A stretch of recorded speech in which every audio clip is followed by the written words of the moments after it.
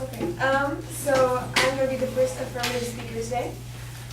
So before I address our claim, which is that the minimum wage should be raised to $10, I would like to elaborate on what the minimum wage is and its purpose.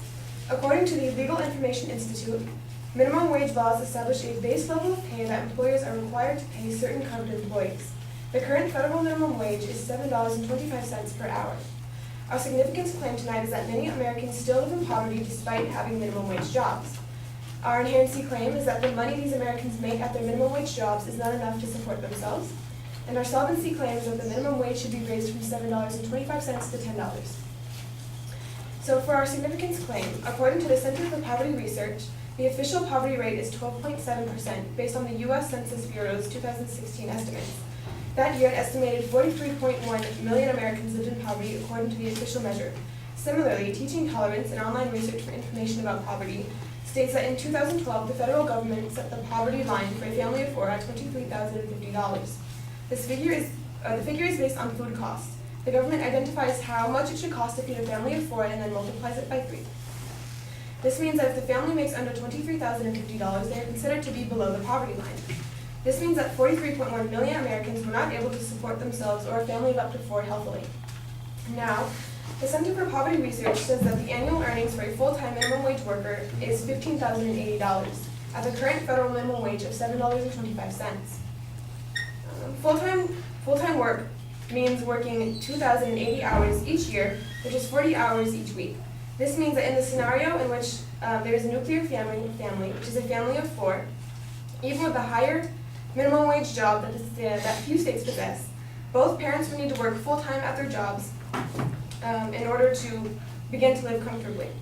This means both parents would be gone a minimum of 40 hours a week, not including any overtime or extra pay that they might need to pick up. This leads to an environment that does not foster the growth of their children, as the parents wouldn't be there almost at all.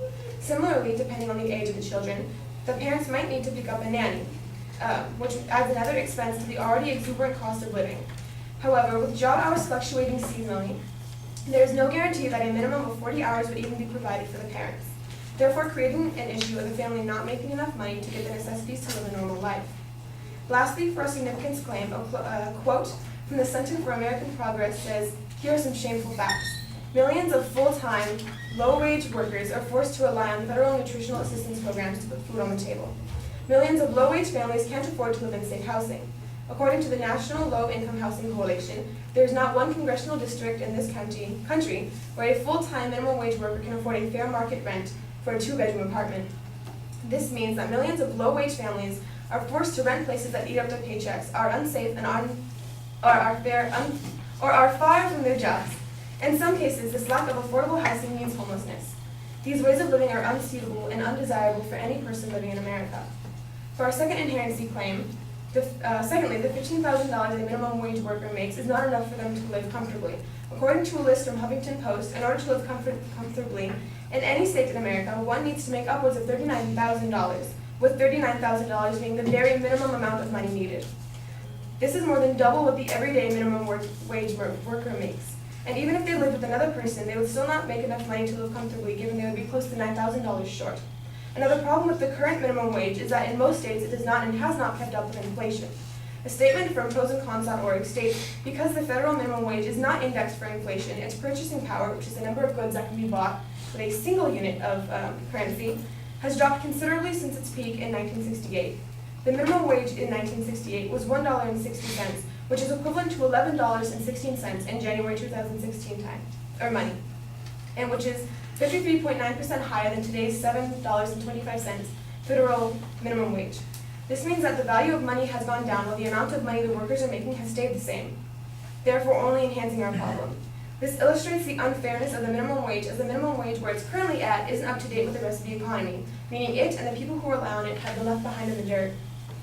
So for our solvency claim, the same quote from prosandcons.org goes on to say that between July 15th and the last increase in the minimum wage in 2009, the federal minimum wage lost 8.1% of its purchasing power due to inflation. According to Liana Fox, PhD, Senior Analysis at the Economic Policy Institute, inflation indexing guarantees low-wage workers a wage that keeps pace with the rising cost of goods and services. Raising the minimum wage and indexing to inflation would ensure that low-wage workers could adopt a standard of living that was up to date with the current economy. A similar statistic comes from the Washington Post, claiming that specifically raising the minimum wage 10%, say from $7.25 to near $8, would reduce the number of people living in poverty 2.4%. Using this estimate, raising the minimum wage to $10.10 an hour, as many Democrats are proposing, would reduce the number of people living in poverty by 4.6 million.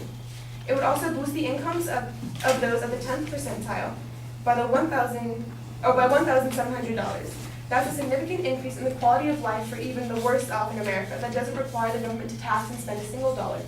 If we raise the minimum wage, it would enable those living below the poverty line to gain a better quality of life for not only themselves, but for any potential families suffering below the poverty line. And that is it. Thank you.